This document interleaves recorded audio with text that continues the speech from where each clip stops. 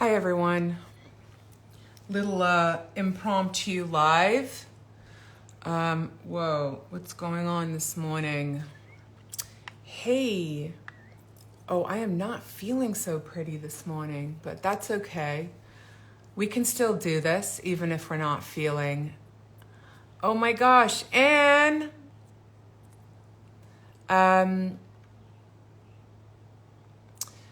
I am waiting for Shannon Watts to show up here.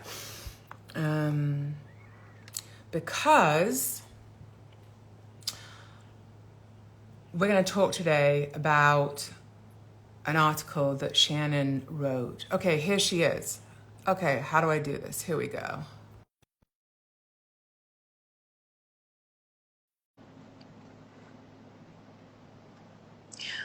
All right, are you joining Shannon? I think I accepted. Here she comes. Hey, Good good morning. morning. How are you? I'm great. How are you? It's good to see you. You too. You look great for a Saturday morning. So do you. You really do. I'm so impressed. Um, it's nice to finally be talking to you. I know I love all of your content. I read all of your stuff. I love your Substack. Thank you so much. Yeah, Substack is kind of like a new venture, and it's a commitment, isn't it? Yes. It's definitely like I have an issue with consistency, and I find it very difficult to keep, creating the content, but I do love it. I think what you're getting to already is how difficult it is to have ADHD and maintain a Substack. You know what? I think you may well be right. So, for those of you that are joining us, Shannon Watts is. I mean, how do you describe you today? Ah, that's interesting. I'm definitely going through a transition. I was for 11 years the founder and leader of Moms Do Action, which became the largest women-led nonprofit in the nation. And it was an honor and a thrill, but I always knew that it was a finite role. I didn't want to do this forever. I don't think that's healthy for any organization. And so after we passed federal gun safety legislation, Uh I oh, realized it was you're back. I'm back. Okay, sorry. After we passed federal gun safety legislation, I realized it was time for me to hand the baton over to somebody else. And I'm really, I think what I'm realizing is that activism was an important part of my life, but what I really was um, inspired by was helping other women find their audacity. And so I've actually spent the last year writing a book about this for Maria Shriver's imprint, The Open Field. And I thought I was going to take a break. And I just sort of went from this incredibly public facing, busy position to a very isolated, solo writing position where, I'm doing Substack, I'm doing this book, and I've just really sort of spent the last year going internal. Interesting. I mean, I'm in a very similar place, and we're going to get to that. But I wanted to talk to you today because you published an article on your Substack about women who were undiagnosed with ADHD, Gen X girls, of which I am one, and it resonated with me so much. I cannot tell you how many women, friends of mine at this stage of life, who are kind of in perimenopause or even menopause, who are going, oh my God, what has happened to my focus, to my Yep. organizational, my executive function skills? And when I read this article that you wrote, I was like, wow, this hit home so much. So I wanted to talk to you about it because I'm sure the response has been incredible, right? It has. I mean, I was kind of shocked. I mean, this has been my experience, and I'm interested in yours. I feel like I'm sort of grieving now that I turned 50 when I look back, and ADHD and all of the comorbidities that go along with it are very much in the zeitgeist right now. I mean, I can't get on Instagram, and maybe it's just my feed, but everything on TikTok and Instagram is about ADHD, particularly in women, and how it is diagnosable and it is treatable.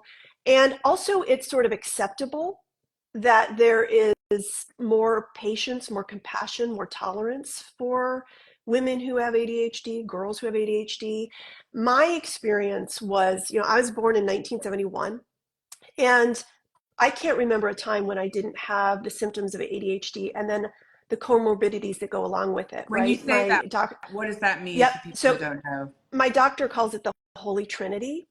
A lot of people who have ADHD also have OCD, also have generalized anxiety, also have learning disabilities. I have dyscalculia, which is not talked about a lot, but What it's is sort of that? it's the sister disorder to dyslexia. So dyslexia is about reading, dyscalculia is about math and language and directions. So if you meet someone who has ADHD and they're really horrible at knowing where they are or how to get somewhere, I mean, I've been living in this house for 6 years and I still can't get to the store without Google Maps, right? Wow. But I'm an intelligent Yeah. person. It's just part of the disorder. And when I was younger, all of these things that I'm talking about right now made me weird, made me an outcast, not just to my peers and my teachers, but even my parents, right? They sort of didn't know what to do with me. And I think now that I'm 50 and I can look back and see that I had a lot of potential, but I was constantly being shamed and punished for these behaviors. Um, it's sort of it's like the idea of what I wrote about, which is a lost generation. But I'm interested in your experience. Well, it's interesting because when I was at school, the teachers always said like could do better if she stopped looking out the window. I was very. Oh, hi Donna. My friend Donna just joined. I was very distracted. I found I could focus, I could hyper focus on things that I was very interested Yep, in. Um, and in fact, my drug addiction was really kind of kicked into gear when I found stimulants as a teenager because it helped me get through school.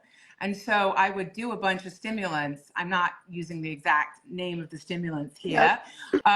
But when I got to school, just so I could focus and stay present in my classes. So I think ADHD with boys is very different to girls, as you know, and so I think that the hyperactive piece. I don't think I had the hyperactive piece, but I think I've absolutely had the hyperfixation on the things that I care about and the complete inability to focus on things that I don't care about to the point of like, I don't know why just can't do the thing and I don't care about it. Um, what I noticed is that I picked jobs that allowed me to succeed, with this my pathology. Um, when I've noticed over the last 2 years that it has really, really ramped up, like big time.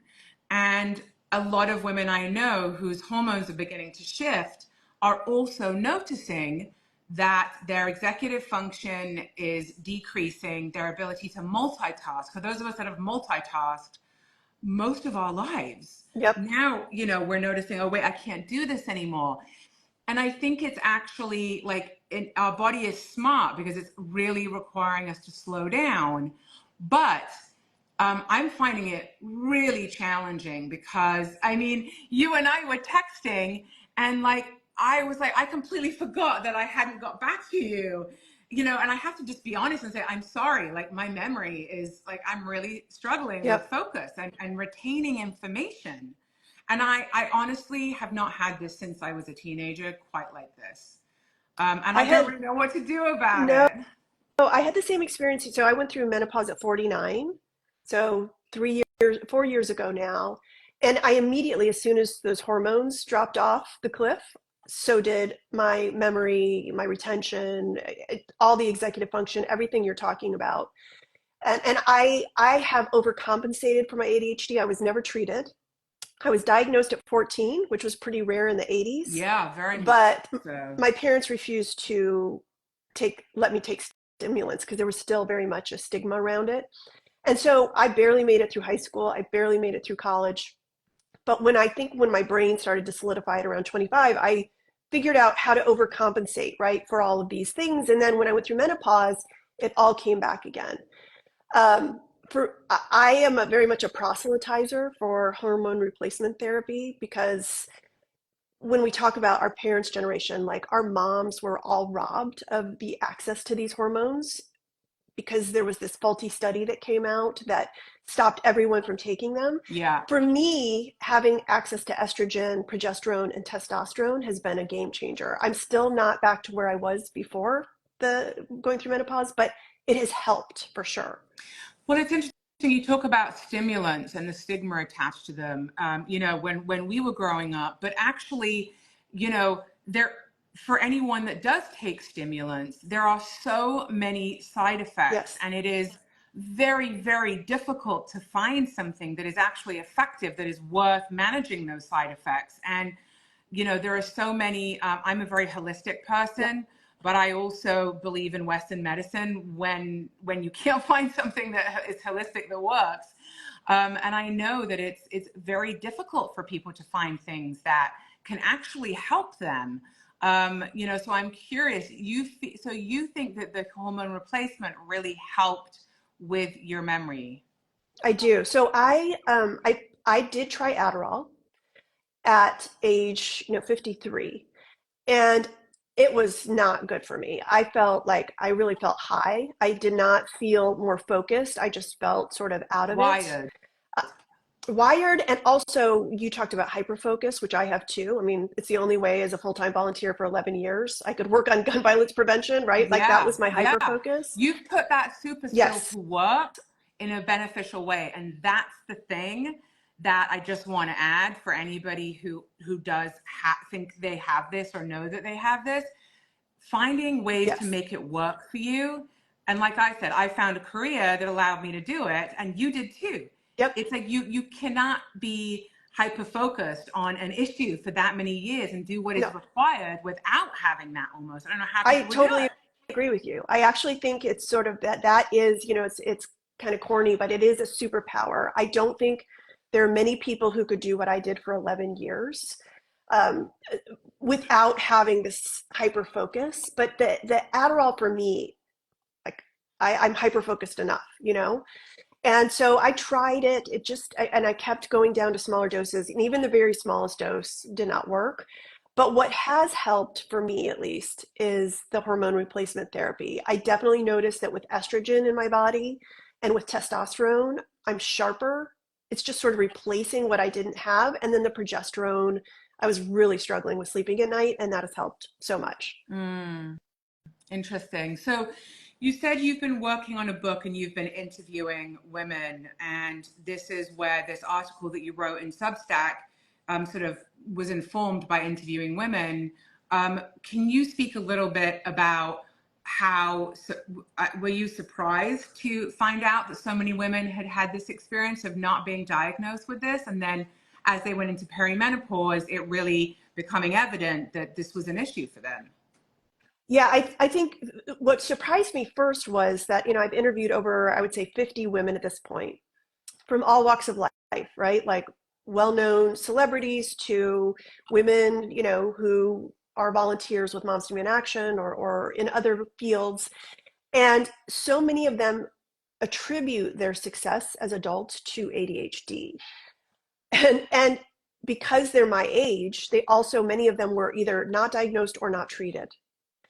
And they talk a lot about the struggle that they had, like we're talking about now, and how they were either outcasts or they were told they would never amount to anything, or, they really had to figure out how to overcome not just this disorder and maybe even disabilities that were, But to have a life. but to have a life. Yeah. I mean, look, I was told by my teachers at school that I would probably not amount to much, and that Yes. maybe I had one English teacher who was like, I mean, maybe you could write stuff, like you could write possibly, but that's the only thing that I see you maybe being able to have, a career at because I just Yes. couldn't retain information and I couldn't, I had no executive And, function, you and when you're know? not interested, when you can't focus because you're not interested in something, it makes it really hard to get through statistics or, whatever the class is that you're not that into. It's very difficult to pass those classes. And that's why I failed so many of them, right? But I also thought what was so interesting was that these women also say they wouldn't trade now that they're in their 50s. They wouldn't trade having ADHD for being neurotypical. They're proud of being neurodivergent because they think it gives them a creativity or an ability to focus or that's something special that is about them. And once you get to be our age, you learn how to, as you said, focus it in a way that is beneficial for yourself or for other people. And it's too bad it took us in Gen X so long to figure out that that was something that made us special and not something that made us weird or, losers. Well, because the reality is that it does bring a lot of struggle. Yes. It just does. And I think, whilst I'm not big on labels, I think labels are important really for the individual to be able to just understand what is going on with them. And then you can make choices based on being able to identify what's wrong with you not what's wrong Yeah. with you, what What's what different issues about you're. you? Yes.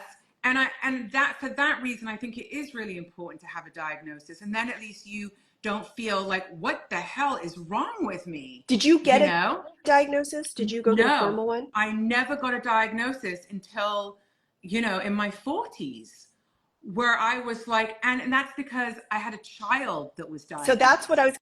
was going to ask you. Yes. And Are when you look at your child and then you're navigating that with them, you're like, hang on a minute, that checklist, I Yep. have that. So my doctor told me that ADHD is the second most inherited trait other than height. Wow. So Interesting. if you have it, it is very likely that one or I have three biological children, they all have it. And by the way, what if you have multiple parents that have it? Like, Yes. you know, yeah, really interesting. I just wish the women you spoke to, were there any, I wish there was things that were as effective as Mm. stimulants. Have you heard, has anyone shared anything that has been helpful for them, that's been really effective, that isn't stimulants? You know, some people they have talked about hormone replacement therapy. Several women mentioned that. Some people find ways to treat themselves with stimulants like coffee, right? So they find that if they have an extra cup in the morning or even in the afternoon, it helps them retain their focus or it helps them with their executive function. Some of them have found stimulants, whether it's Adderall or another kind of stimulant, or even there are some kind of SSRIs that serve as stimulants. So Mm, two of my kids take Lexapro. They're not on yeah. stimulants, but they take Lexapro to treat the ADHD.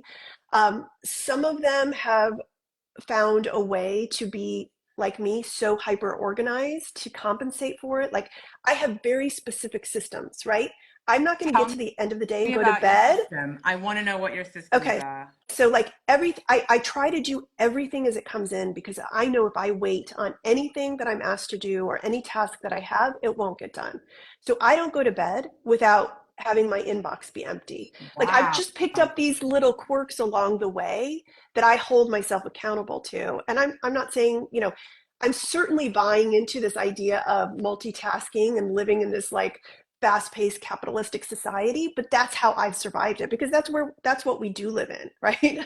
We don't live Yeah. in a world that is catering to people with ADHD. Lisa Ling was one of the women I talked to, and she was talking about how she has a whole system, and she very readily admits to people like, I have ADHD, so I may not get back to you, or I may forget. And then I talked to Maybe that is why Lisa has not gotten back to me. Uh, I'm now sure it is. I'm just going to reach It out to took her again now me and six say, months to schedule my interview. And this is no diss on Lisa Ling. Like, as someone with ADHD, I totally get it. And I have all the patience in the world. But I had a conversation. Do you know who Margot Price is? She's the no. Grammy winning country music singer. She's amazing. And I talked to her yesterday. And she was saying to me, like, she has no issue talking about her addictions or the fact that she had to deal with the death of a baby. Like, she'll talk about all these different things. And she wrote a memoir, but the one thing she has the most shame about is talking about ADHD. That she Why? just started talking about it. She, you'd have to ask her more specifically, but my impression was that there's such stigma around it that and because she's had it for so long without telling anyone, and always, like you and I are talking about, like these labels, that she feels she has so much pent up shame. Well, it's like by admitting that you have ADHD, you're basically admitting that you have a Yes. deficit because that's how it's viewed in the world. And yes, for those of us who do have it, many of us have been successful in finding ways to channel it and focus it and finding jobs that support it, that we can flourish in. But there is also, when someone says they have ADHD and you're looking to hire them, you're thinking, okay, that's going to be extra labor for me to Yes. manage that, And so I think there is a shame around Yes. it. But I want to go back to your organizing techniques, right? So do you have like a tracking system like Trello, or like how do you track everything? Yes. So I have sort of my own tracking system where every day I list in my draft email all the things that have to be done. And I find such joy in taking those things off, right? If I don't list those things, everything from I have to return a package, I have to pick up medicine, I have to call my kid about whatever it is. I have to list all of those things because there's no way they're going to stay in my brain. And so I have this huge list. And then I try to divide the list by like what needs to be done today, what can be done this weekend, what can be done next week, right? Like hyper organized focus because I cannot count on my brain. I have to put it all somewhere else. And that for me is email. That is very Gen X old school, right? Like I'm not sure I could learn a new technology. Everything is in my calendar. Um, and I also will say that I have been lucky to have teams to rely on. When I worked at Moms Demand Action, I had a chief of staff and I had an assistant, and they both knew I had, what my strong sets were and skills were and what they weren't. And so they sort of made up for that. And since I left Moms Demand Action, I did have to hire a virtual assistant because that person helps also keep me on track, right? When I'm writing this book, I had to hire someone who would serve as my left brain. I just don't have that strong ability to function in those organizational Yeah, areas. it's interesting because in your article you talk about, many women at this stage of their life when they're going through menopause or perimenopause. It's like there's a lot of demands that are Yes. put on us as well. That we have to kind of like increase our workloads or taking care of parents who are sick, or there's and it's at a time where our brains are needing this extra support, But I also loved and what you said about like maybe this is also a signal to us to slow down. I think it is. I mean, I really do. There's all the kind of research I've been doing with perimenopause and menopause. There's incredible books, and information that's out there at this point about like what's happening scientifically, from a physiological standpoint. But there's only one book that I found that talks about what's happening to us from a kind of spiritual Mm. standpoint, right? Which is that on a sort of metaphysical level, we are being asked to slow down, and we are being asked to kind of reassess as we go into this next stage of life. And I think that, slowing down is crucial. Like this is one of the things with having, this focus issue. I'll tell you, sometimes I'm interviewing people and I forget what their names are. No, it's awful. That is like awful. I have to like put sticky notes in front of me of like the person's name, what the thing Yep. is that we're talking about. And that was not always the case. No, Yeah. definitely not. Yeah. And I'm a smart person, and I'm used to being able to, as an interviewer, I can track multiple like threads. Like you could have Yep. said something at the beginning that I can go back to. I can track maybe up to 10 threads normally. I'm on one or two right Yep. now. And I out the gate have to tell people, please don't take this personally. this is what I'm with. If I forget your name, Yeah.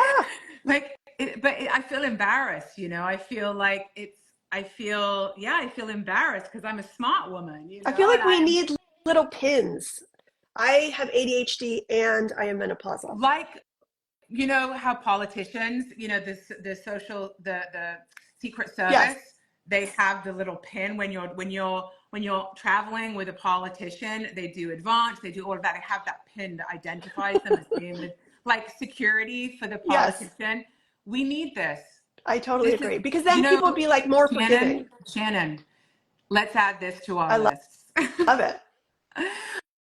Um, I really wanted to talk to you because, you know, I feel like this is going to be such helpful information for so many women. And when I read this article, I was like, oh my God, this resonated so much with me. So let's think about a pin and I think just we need to start keep talking about this more and more.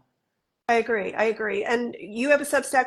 What's your Substack called? It's just it's Amanda Decadene, but it's actually the conversation. So Okay. it is, you see, I can't remember. Mine is called Playing with Fire. And at some point we should do like a mashup. So a Let's do collaboration that. where we talk about this. I would love that. And I will send you this video so you can put it on your Substack as well. I will put it Please. on mine. But thank you for the article that you wrote on your Substack. Really, I'm so grateful because when I read it, I was like, oh, that's me. Well, I'm so glad you wanted to have this conversation. And I think we should keep it going because I think what's going to happen is that women our age, their children are being diagnosed and they're going to realize that they have it too. And that's a whole journey. It really is. It really, really is. And I think there are so many more of us than what we realize, I agree. Thanks, you know. Amanda. Thank you so much for joining me on a Saturday morning. Of course, it's an honor. Have a really good rest of your day. You too. Okay. Thanks Bye. everyone for joining.